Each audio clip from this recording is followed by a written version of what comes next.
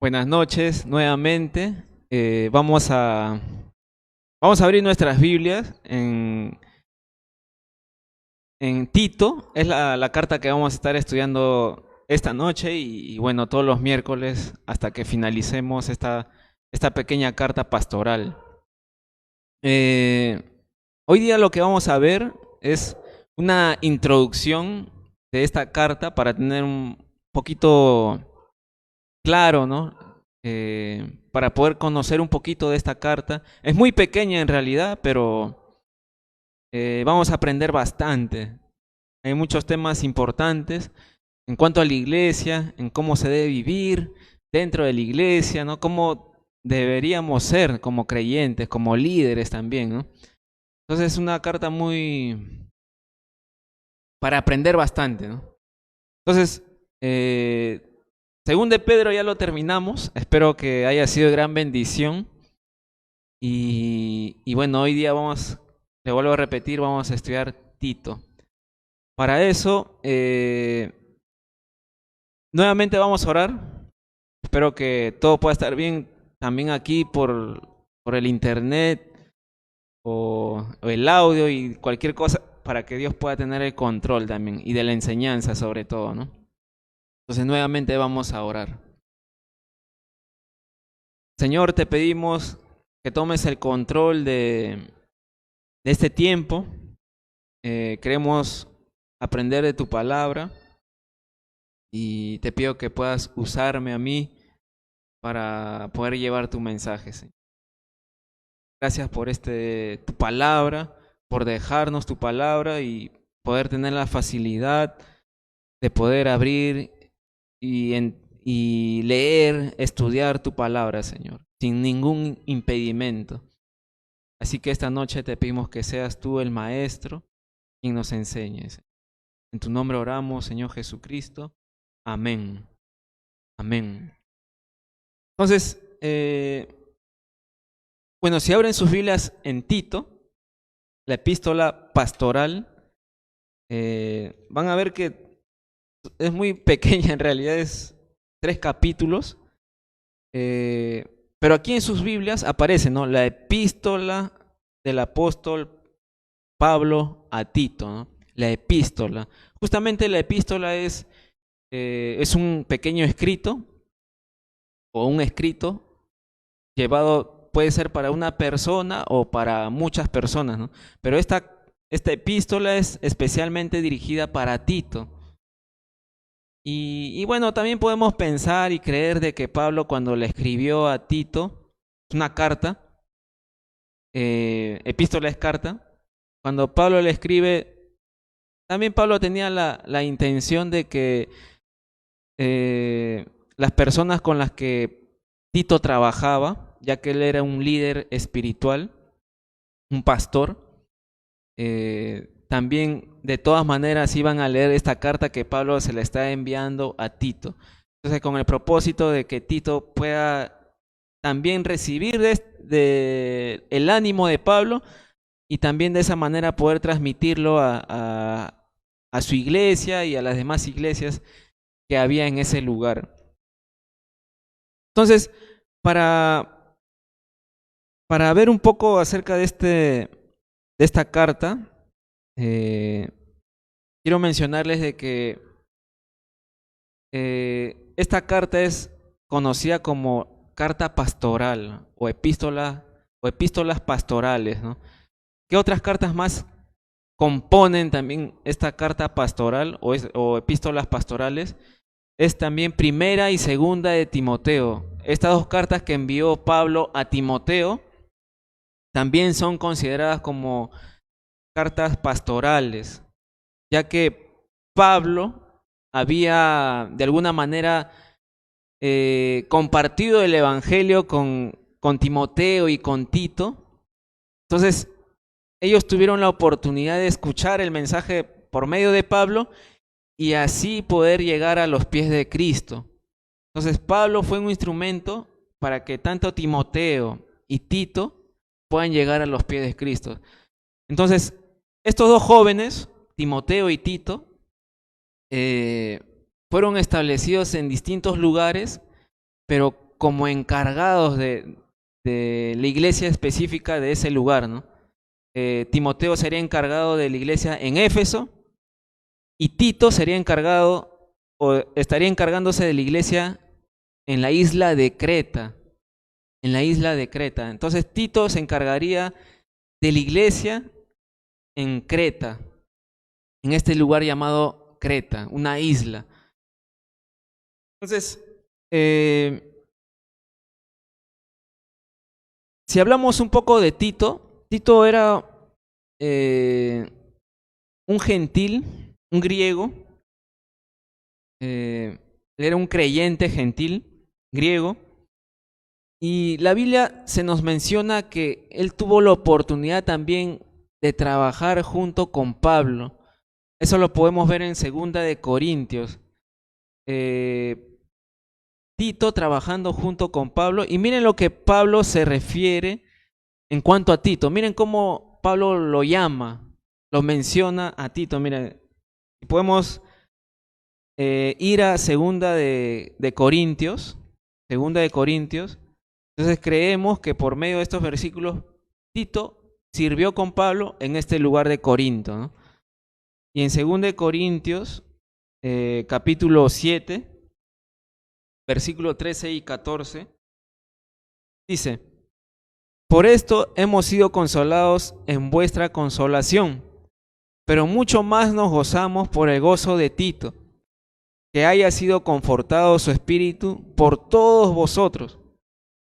Pues si de algo me he gloriado con él, respecto de vosotros, no he sido avergonzado, sino que así como en todo os hemos hablado con verdad, también nuestro gloriarnos con Tito resultó verdad. Entonces aquí Pablo está escribiendo, de alguna manera Tito pudo estar frente a los corintios y ellos habían, si leemos la carta de los corintios, ellos eran un poco carnales, nos dice las escrituras, pero acá ellos muestran arrepentimiento, ¿no? Por los errores, por las faltas que ellos habían cometido.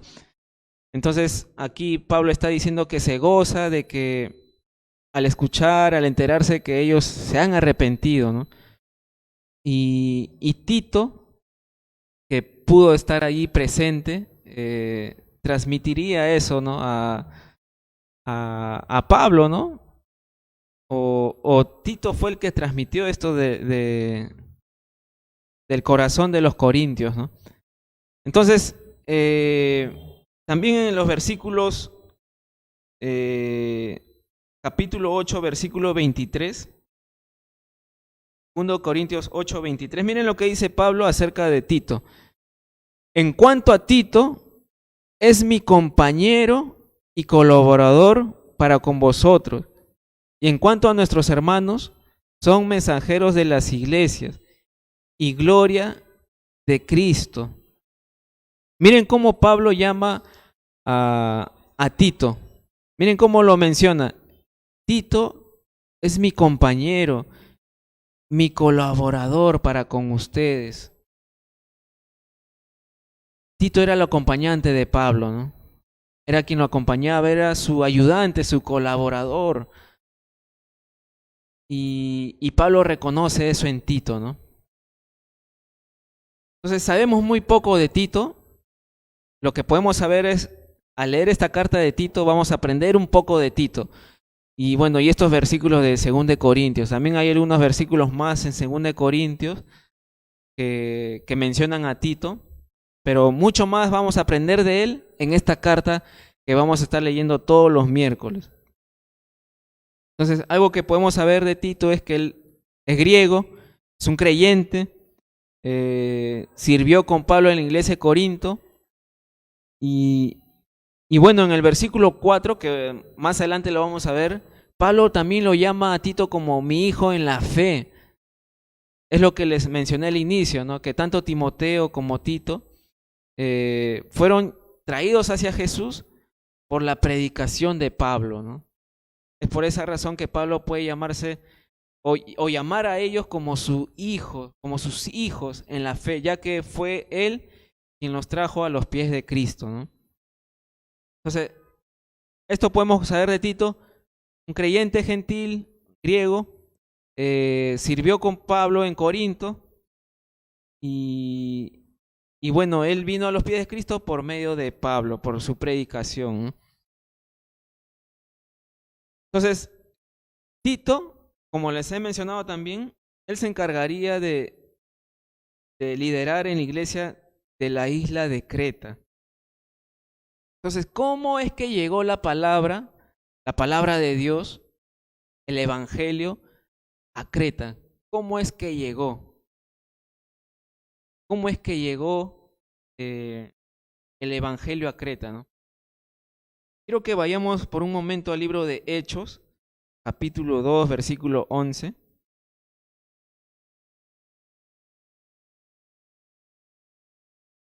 Hechos capítulo 2, versículo 11. Esta es una pregunta, ¿no? ¿Cómo es que llegó la palabra de Dios a esta isla de Creta? ¿Cómo llegó? Entonces, en el capítulo 2 de Hechos, habla de la historia, ¿no? De la venida del Espíritu Santo. Los judíos estaban reunidos y había mucha gente allí también que podían observar de que estos creyentes podían hablar diferentes lenguas, diferentes idiomas. ¿Por qué? Porque vino sobre ellos el Espíritu Santo, ¿no? Esa fue una manera de ver de que estos hombres fueron llenos del Espíritu Santo al poder hablar en diferentes idiomas. Entonces, dentro de este evento, que fue en Pentecostés, nos dice aquí, en el versículo 11 nos menciona ciertos grupos que estaban presentes, observando y escuchando que estos creyentes podían hablar diferentes idiomas sin necesidad de haber estudiado, ¿no? Y en el versículo 11, Hechos capítulo 2, versículo 11, nos dice que estaban allí, dice, cretenses y árabes. Les oímos hablar en nuestras lenguas las maravillas de Dios. Entonces, dentro de esto sobrenatural que sucedió en los creyentes, que pudieron hablar diferentes lenguas, diferentes idiomas, dicen que estaban presentes también los cretenses, justamente personas que eran de la isla de Creta. Entonces, ¿cómo llegó la palabra de Dios a Creta? Es probable que haya llegado por medio de este grupo de cretenses que estuvieron oyendo cómo los creyentes hablaban distintos idiomas, ¿no? Entonces, es muy probable que este grupo de cretenses que estaban aquí presentes fueron los que llevaron la palabra de Dios al lugar de donde ellos pertenecían, a la isla de Creta. Puede ser que haya sido de esa manera, ¿no? También algo que podemos observar, quiero añadir esto, es que en ninguna parte de la Biblia se menciona que Pablo haya ido a Creta, y por esa razón muchos comentaristas creen de que Pablo haya ido a Creta con Tito después de que haya sido terminado o escrito el libro de Hechos, ya que en Hechos no se menciona en ningún momento que Pablo haya ido a visitar a Creta, ¿no? Entonces lo que se cree es de que Pablo fue, pero fue después de que, cuando ya Lucas ya había terminado de escribir el libro de Hechos. Es por esa razón que ya no se mencionó que Pablo haya ido a Creta, ¿no? Es una posibilidad de que Pablo haya ido a Creta, pero ¿por qué no se menciona en la Biblia o por qué no se menciona en Hechos? Porque simplemente fue después de que Lucas ya haya terminado este libro, ¿no? El escritor de Hechos. Entonces,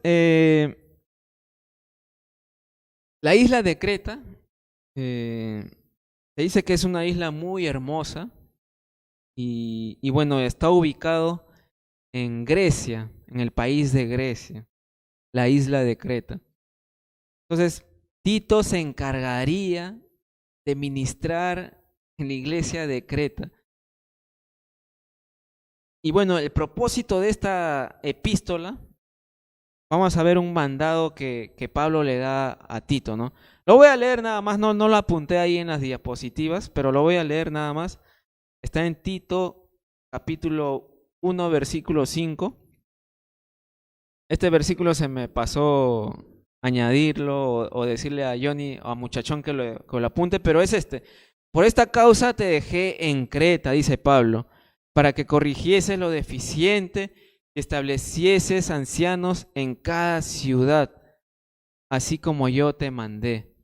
Entonces se puede decir que este versículo 5 es el principal de toda esta carta, ¿no? Ya que acá podemos observar el propósito del cual Pablo escribe esta carta a Tito. ¿Cuál era? Dice, por esta causa te dejé en Creta, para que corrigieses lo deficiente y establecieses ancianos en cada ciudad, así como yo te mandé. Entonces, primeramente Pablo le dice para que corrigieses lo deficiente, ¿no? Entonces, uno de los propósitos por el cual Pablo escribe esta carta a Tito es para que él pueda corregir. También había el problema de falsas enseñanzas, falsas doctrinas. Esta carta es muy similar a la de Primera de Timoteo, porque más o menos es lo mismo que Pablo escribe a Timoteo, también que tiene que corregir las falsas enseñanzas y que ellos puedan dedicarse a enseñar la sana doctrina. Es muy similar. Lo que no era muy similar era la vida de Timoteo con la de Tito, ¿no? Tito se le ve un poco tímido, Timoteo, perdón, se le ve un poco tímido, un poco enfermizo también, pero en Tito probablemente haya sido un poquito más maduro en esa área, ¿no? Un poquito más fuerte físicamente. Y bueno, pero el mensaje que le da Pablo a Tito y a Timoteo es casi el mismo, de que deben corregir las falsas enseñanzas que hay. Ellos deben dedicarse a enseñar la sana doctrina, la palabra de Dios, ¿no? Y bueno, también lo que Pablo le dice a Tito en este versículo es que estableciera, levantara ancianos, ¿no? Que levantara ancianos. Y ese es un buen propósito de esta carta. Pablo le dice a Tito, Tito, corrige cuando alguien esté enseñando mal, y también tú vas a tener que tener este trabajo de levantar a ancianos, de levantar líderes, y que de esa manera ellos pueden encargarse de las diferentes iglesias de las que tú hayas podido establecer, ¿no? Entonces, ese sería el trabajo de Tito en Creta. Y bueno, mientras vamos a estar leyendo esta carta a los esta carta, vamos a observar que en Creta la gente era muy difícil. No era un lugar fácil, era un lugar difícil. Vamos a ver más adelante qué testimonio tenían los cretenses, ¿no? Cómo era su vida, qué era lo que normalmente a ellos los caracterizaba, ¿no?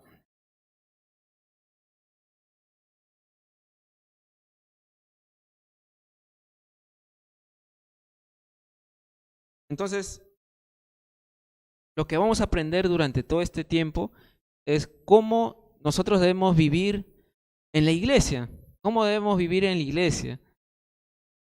Y bueno, y lo que aprendemos en la iglesia, poder vivirlo también en el mundo, ¿no?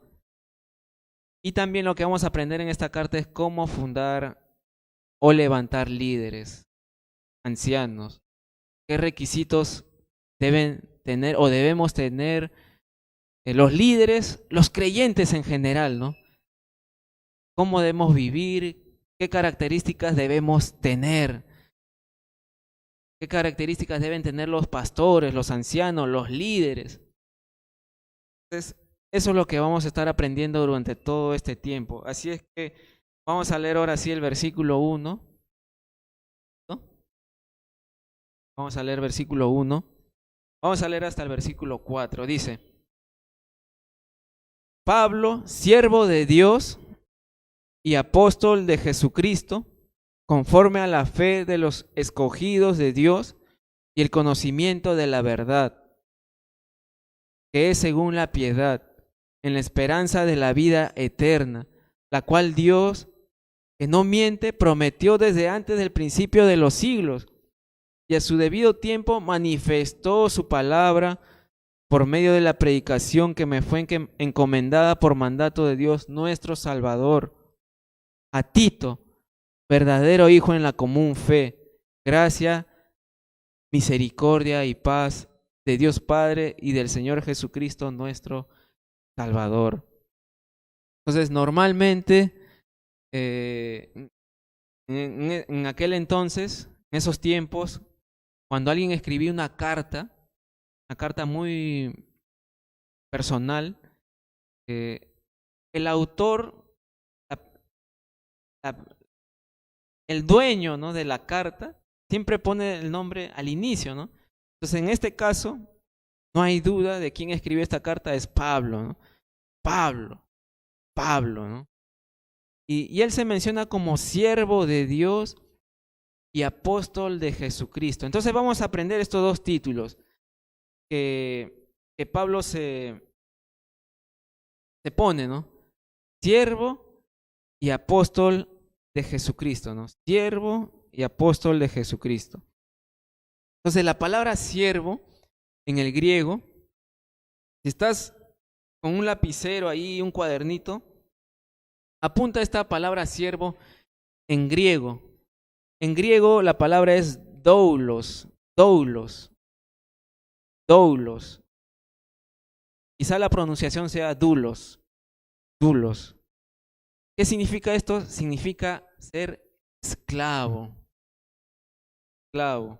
Hemos observado, porque ya hemos estudiado diferentes cartas de Pablo, hemos visto que se dice que en ese tiempo había 6 millones de esclavos, ¿no?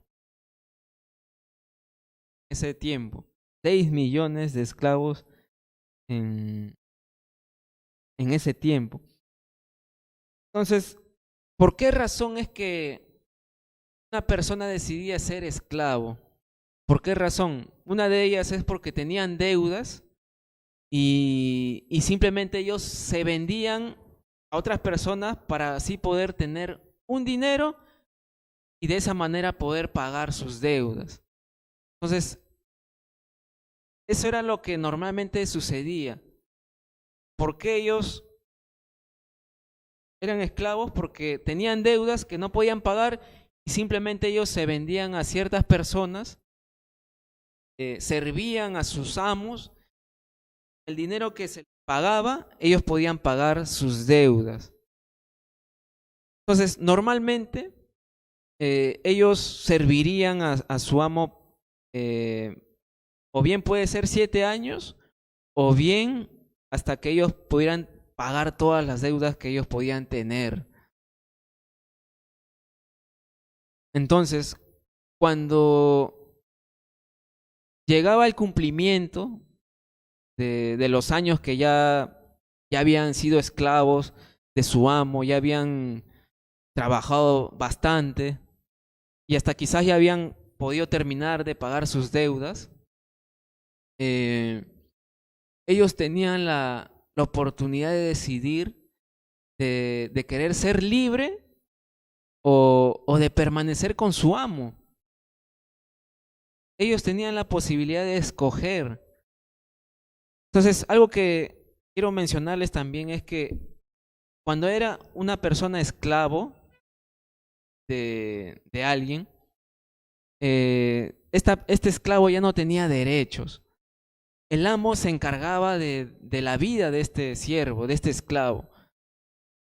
Pero también el amo se encargaba de pagar sus, si se enfermaba, de alguna manera lo mantenía, ¿no? Entonces, cuando el esclavo tenía la oportunidad de simplemente de decir, ya trabajé, culminé, quiero ser libre, lo podía hacer. Pero la otra opción era que el esclavo podía decir simplemente quedarse como, como esclavo. ¿Por qué? Porque su amo lo trataba bien y simplemente este esclavo dice, yo amo a mi amo, lo quiero, me ha tratado bien, me ha ido bien mientras estoy trabajando con él, por lo tanto decido quedarme, decido permanecer con él. Entonces, este esclavo decidía simplemente quedarse con su amo, porque le iba bien, porque el amo lo cuidaba, lo trataba bien, ¿no? Entonces el esclavo decidía quedarse con él. Nosotros necesitamos reconocer que Dios es nuestro amo, que Él es nuestro Señor y nosotros somos sus esclavos y debemos estar dispuestos a lo que Él nos mande, ¿no? Pablo reconoció que era siervo de Dios, esclavo de Dios, dulos. Entonces la siguiente palabra dice en el versículo 1, Pablo, siervo de Dios y apóstol de Jesucristo, apóstol de Jesucristo.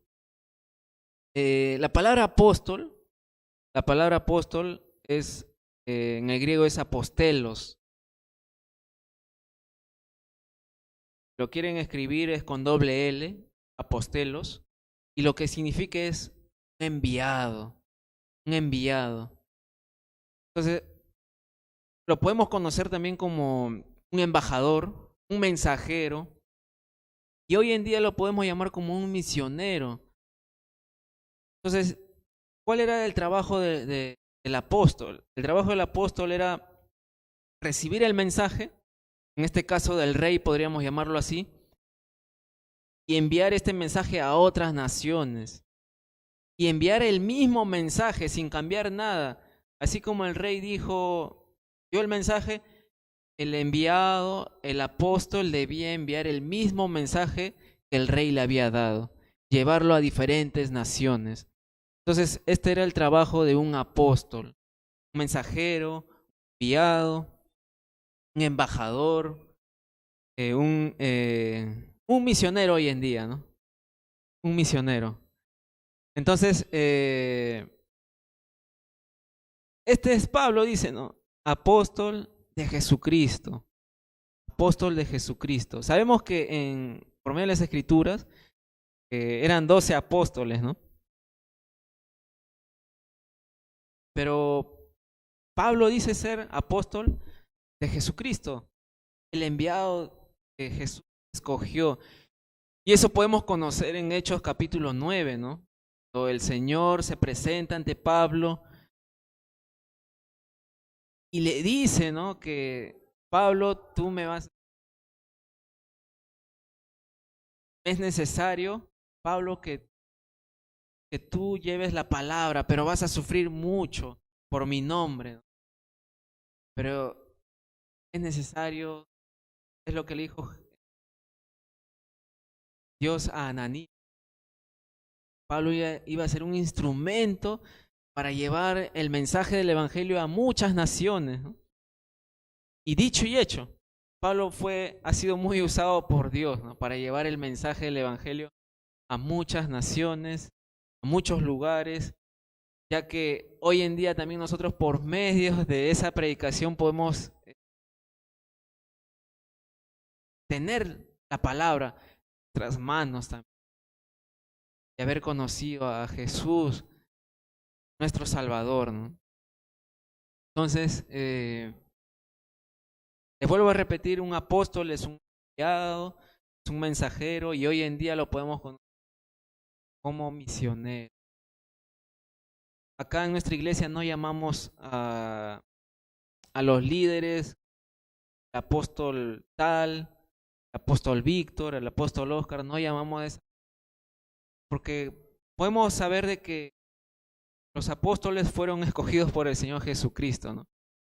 Y ellos fueron los pilares de la iglesia primitiva, de la primera iglesia, ¿no? No, no somos quien para poder adjudicarnos con ese título de apóstol, ¿no?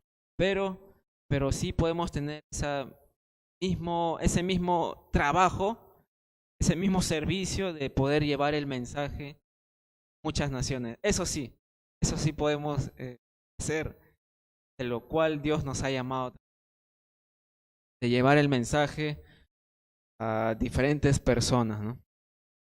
Entonces Pablo dice, siervo de Dios y apóstol de Jesucristo, conforme a la fe de los escogidos de Dios y el conocimiento de la verdad que es según la piedad.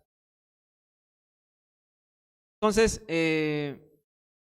Pablo se ha presentado aquí quién es él, cuál es su trabajo, su ministerio, cómo se presenta a él, quién es delante de Dios. Es un siervo, apóstol, va a llevar un mensaje, ¿no?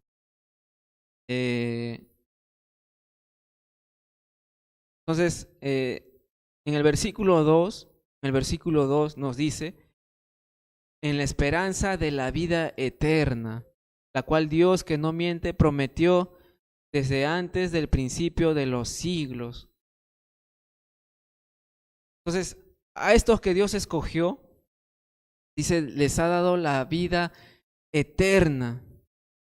La vida eterna. Tiene cada creyente, todos los creyentes tenemos la esperanza de la vida eterna. Entonces, nuestra esperanza no se encuentra aquí en el mundo, no está aquí en la tierra. No se trata de conseguir posesiones aquí en la tierra. Nuestra esperanza, dice, es estar en la presencia de Dios. Es la vida eterna. Nuestra esperanza es la vida eterna. Entonces, nosotros como creyentes tenemos la esperanza de vivir una eternidad con Dios, con nuestro Creador. Y esta es la promesa que Dios nos ha dado. Y es una promesa que Dios nos ha dado y podemos confiar en Él. Esta es nuestra esperanza, de pasar la eternidad con Dios. Una eternidad, la vida eterna. Entonces, nosotros como creyentes tenemos o podemos experimentar una vida eterna desde el momento que creemos en Él, desde el momento en que hemos entregado nuestras vidas al Señor Jesucristo. Desde ese momento experimentamos ya la vida eterna. Desde el momento que tenemos o que hayamos entregado nuestra vida a Jesús. Desde ese momento experimentamos la vida eterna. Entonces, esa es nuestra esperanza. Y podemos confiar, es una esperanza que no falla, es una esperanza que no defrauda. ¿Por qué dice? Porque Dios dice, la cual Dios que no miente prometió desde antes del principio de los siglos. Entonces, esta vida eterna, dice, Dios lo prometió desde antes de, como lo dice aquí, desde antes del principio de los siglos.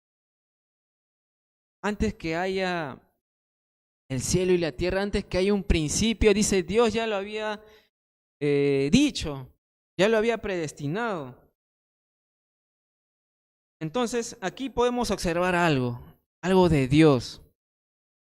Dios ve todo de una vez. Nosotros vemos de una forma continua, pero Dios lo ve todo en un momento, ¿no? Dios lo puede ver todo. Cuando Dios creó al hombre, Dios sabía que le iba a fallar, pero también Dios ya había en su corazón el poder proveer la manera de cómo el hombre se podía salvar. Entonces, Él es Dios. Él está fuera del tiempo, Él conoce todas las cosas, Él es el Todopoderoso. Y Él sabía todo lo que iba a suceder, Él sabe todo lo que va a suceder. Entonces, Él ha provisto de la vida eterna a sus escogidos, de lo cual ya Él ya había predestinado desde antes de la fundación del mundo. Es lo que nos dice el libro de Efesios también. Entonces, esto es lo que nosotros podemos confiar, que Dios nos ha escogido para vivir una eternidad con Él. Él ha provisto la manera de cómo el hombre puede tener salvación. Y acá nos dice en este versículo claramente que Dios no miente. Él no es como el hombre, no es como nosotros que mentimos, ¿no? Que mentimos para solucionar un problema, para librarnos de cosas. Dios no, Él no miente, Él es veraz. En el libro de Hebreos, ahí lo he anotado. No vayan, simplemente ahí en la diapositiva va a aparecer, dice Hebreos 6:18, dice esto. Dice, Hebreos 6:18, uy, no, me confundí. No, sí, Hebreos 6:18. Yo estaba en otro capítulo. Dice, para que por dos cosas inmutables en las cuales es imposible que Dios mienta, tengamos un fortísimo consuelo los que hemos acudido para asirnos de la esperanza puesta delante de nosotros. Pero simplemente con la primera frase que menciona, es imposible que Dios mienta. Entonces, si hay algo imposible para Dios, es esto, ¿no? Que mienta, que haga algo malo, ¿no? Es imposible que Dios mienta. Entonces nosotros podemos realmente confiar en su palabra. Él ha prometido la vida eterna a sus escogidos, a los creyentes, y esta es nuestra esperanza, ¿no? La vida eterna. Nuestra esperanza no está aquí en la tierra, está en la presencia, en una eternidad con Dios, la vida eterna con Dios. Versículo 3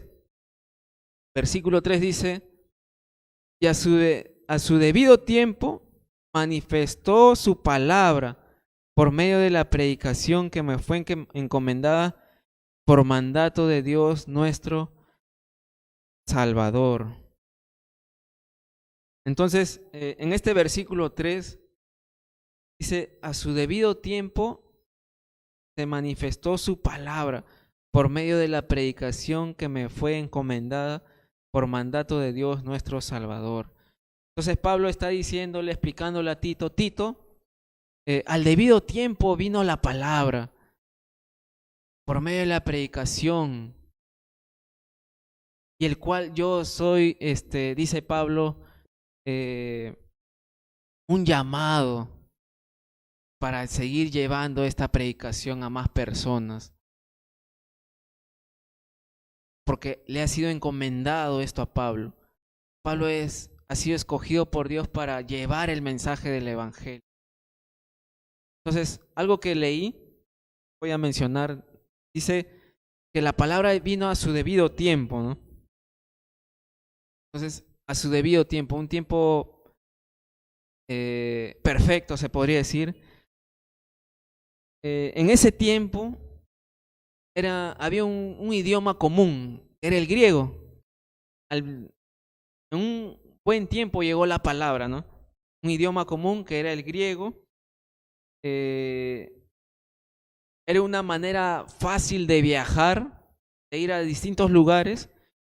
Quizás el viaje podía ser largo, pero era fácil de viajar, ¿no? No es como hoy en día que para viajar, para irte a Estados Unidos, necesitas visa, necesitas que la embajada de Estados Unidos te apruebe y todo eso, la visa.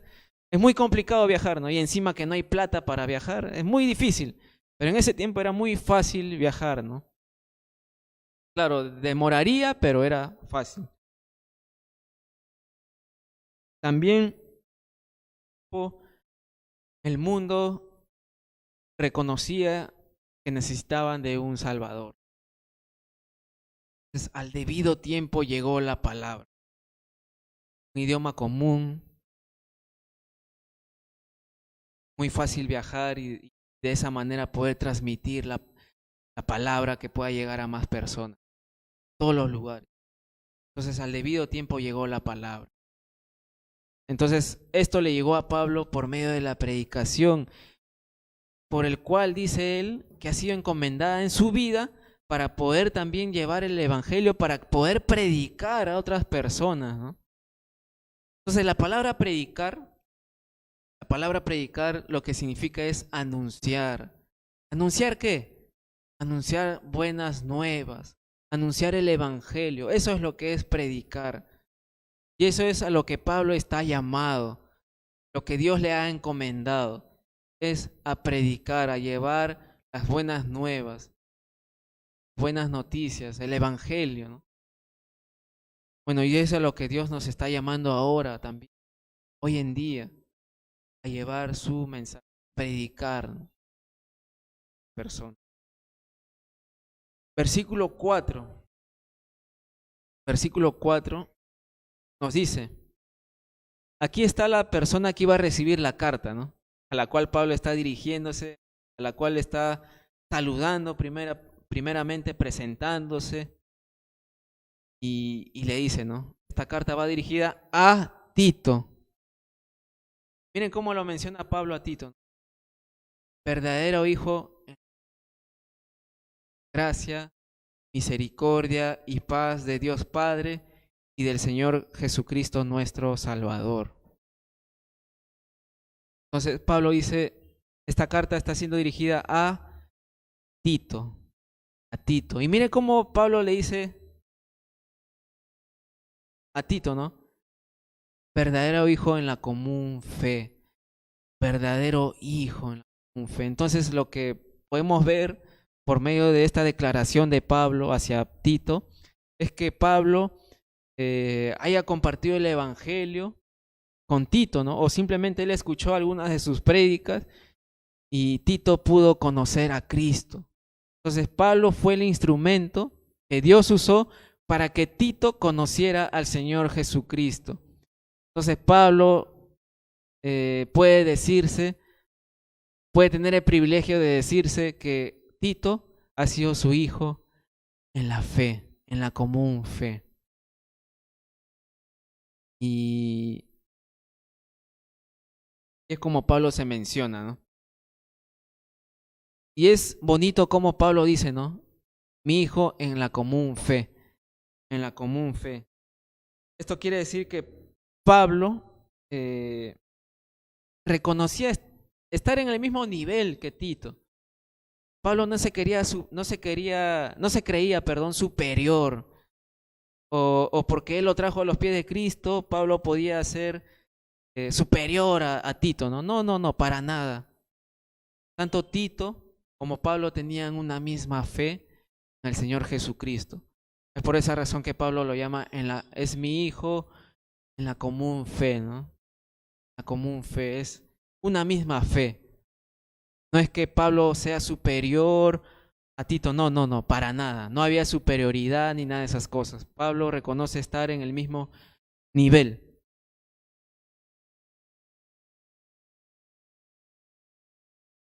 También dice este versículo 4, a mi hijo, en la común fe, sea estas bendiciones, ¿no? Gracia, misericordia y paz de Dios Padre y del Señor Jesucristo nuestro Salvador.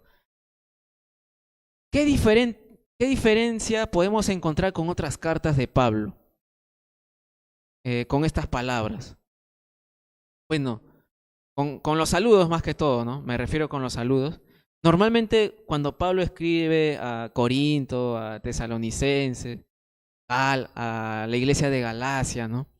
Les escribe de esta manera, ¿no? Gracia y paz sean a vosotros de Dios nuestro Padre y del Señor Jesucristo, ¿no? Es lo que normalmente Pablo de alguna manera bendecía, ¿no? a la iglesia. a los lectores, a la cual su carta estaba siendo enviada.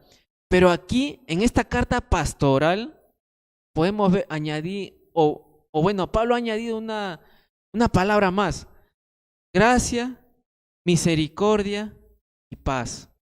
Y también esta palabra misericordia lo podemos encontrar en Timoteo, en la primera y segunda carta de Timoteo. También podemos encontrar esta palabra gracia, misericordia y paz. Entonces, ya que son cartas pastorales que Pablo está escribiendo como un padre espiritual a sus hijos en la fe que se encargarían de iglesias, Pablo les dice gracia, misericordia y paz a ustedes. Entonces, esta palabra misericordia se menciona ya que los líderes, los pastores, son humanos, son personas que fallan también, y se puede decir que necesitan más de la misericordia de Dios en sus vidas, ¿no? Esta es una muy buena explicación, ¿no?, la cual escuché, que la razón por la cual Pablo pone esta palabra misericordia dentro de lo que normalmente él saludaba gracia y paz es porque los pastores, los líderes necesitan misericordia de Dios, mucho más que las que un miembro de la iglesia las necesita, ¿no? Todos lo necesitamos en realidad, todos necesitamos la misericordia de Dios, pero quizá los pastores lo necesitan más, porque ellos fallan. Ellos tienen que ser hombres representantes de Dios, estar delante de la congregación y fallan también, ¿no? Por lo tanto, necesitan mucho más la misericordia de Dios, ¿no? Y es por esa razón que Pablo añade esta palabra, ¿no? Misericordia, ¿no? Entonces, el favor de Dios, que es la gracia de Dios, favor inmerecido de Dios. La misericordia podríamos decir que es como que no recibimos lo que merecemos. Si el hombre ha fallado, si el líder ha fallado, la misericordia es apiadarse de él, es no darle lo que él merece, ¿no? Pero ahí entra la gracia, que es darle un favor inmerecido, ¿no? Un favor inmerecido es la gracia. Y la misericordia es el tener piedad, el ofrecer el perdón, ¿no? Y eso es lo que necesitan los líderes, los pastores, ¿no?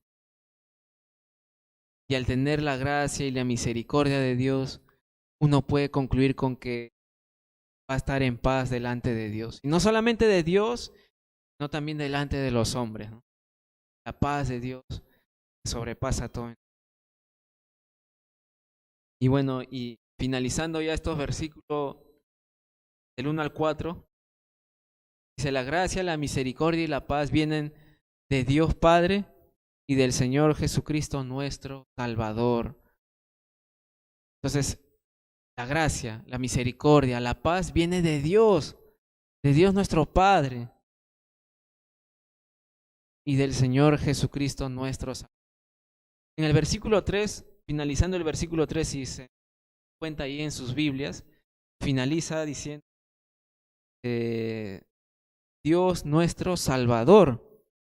Dios nuestro Salvador. Y aquí en el versículo 4 dice Señor Jesucristo nuestro Salvador. Entonces, Dios nuestro Salvador, Jesucristo nuestro Salvador. Dios Padre y Dios Hijo Jesucristo, ¿no? También Dios Padre lo envió a su Hijo para que por medio de él pudiéramos tener salvación. Entonces, Él es nuestro Salvador. ¿Nuestro Salvador de qué? Nuestro Salvador de nuestros pecados. Nuestro Salvador del infierno. Ya que Él nos ha dado la esperanza de tener vida eterna, Él nos está rescatando de lo que merecemos, el infierno. Él nos está dando vida eterna. ¿Quién es nuestro Salvador? Dios, Jesucristo. Él es nuestro Salvador. Y bueno, también se menciona aquí como Dios Padre. Dios es nuestro Padre. Dios es nuestro Padre, como Pablo lo menciona. Y es como Jesús nos enseñó a orar también. Padre nuestro que estás en los cielos, ¿no? Como Jesús nos enseñó a orar delante de Dios, ¿no? Padre nuestro. Y bueno, y también se le menciona a Jesús Señor, Señor. Y la palabra Señor es la palabra en griego kurios, con K, kurios, kurios, que significa amo, maestro, Señor, es lo que significa dueño, es lo que significa. Entonces, Jesús no solamente debiera ser nuestro Salvador, sino también Señor. ¿Se acuerdan de la palabra dulos? Esclavo. Nosotros necesitamos rendirnos ante Jesús. Tú eres nuestro Señor, tú eres nuestro amo, mi vida pertenece a ti, Señor Jesucristo. Tú eres mi Señor. Entonces, rindámonos totalmente al señorío de Cristo. Él es el Señor. Algún día, dice, todas las personas se van a arrodillar ante su presencia. Toda lengua va a confesar que Él es el Señor. Entonces hagamos eso hoy en día, hoy día. Confesemos que Jesucristo es el Señor, que Él es mi Salvador y que también es mi Señor. Que lo que Él dice yo lo quiero hacer, obedecer. Confesemos esto. Él es el Señor. Y mi Señor, ¿no? El Señor Jesucristo. Mi Salvador y también mi Señor. De querer obedecerle, de que mi vida totalmente le pertenece a Él, de que yo soy su siervo, de que yo quiero hacer lo que Él me ordena, que Él me manda. Señor Jesucristo. Entonces, este es el saludo que Pablo está haciendo a Tito. Se ha presentado Pablo, siervo y apóstol de Dios, de Jesucristo. Dios lo ha escogido para poder llevar el mensaje, así como él recibió el mensaje del Evangelio, Dios lo ha encomendado para llevar el mensaje, ¿no? El cual tenemos la esperanza de la vida eterna y que Dios es totalmente veraz, que Él no miente. Y todo esto, dice Pablo, está siendo dirigido a Tito, ¿no? Tito, su verdadero hijo en la fe, su hijo espiritual. Entonces, es una bonita carta la que vamos a estar viendo todas estas noches, los días miércoles, y espero que sea de gran bendición para todos nosotros. Vamos a orar para esta noche. Gracias, Padre Santo, por tu palabra. Gracias por esta carta. Te pedimos que tú nos puedas enseñar, seas tú el maestro y que nos muestres mucho, Señor, en cuanto a nuestra manera de vivir. Que tú con tu palabra nos transformes, nos cambies, Señor. Queremos en esta noche una vez más rendirnos en tu presencia. Solo tú, Señor Jesús, digno de recibir toda la gloria. Tú eres nuestro Salvador. Reconoce. Queremos hacer que nuestro Señor también. De decir que yo ya no gobierno en mi vida, yo ya no tomo mis propias decisiones, Siempre busquemos tu consejo, tu guía. Gracias por esta noche. Santo nombre. Bueno, gracias por haberse conectado en esta enseñanza. Quiero recordarles de que el día sábado tenemos nuestra reunión a las 7 de la noche, ya que el domingo va a haber votaciones. No nos vamos a reunir domingo, sino lo vamos a pasar al día sábado, 7 de la noche. Pero si vienes antes, sería mucho mejor, ¿no? Para poder comenzar puntual y así poder no terminar muy tarde, ¿no? Entonces, estás invitado, tú que estás escuchando allí, estás invitado para poder venir el sábado a las 7 de la noche. Pero si vienes antes, mucho mejor, en verdad. Entonces, esperemos verlos allí. Gracias. Cuídense mucho. Nos vemos.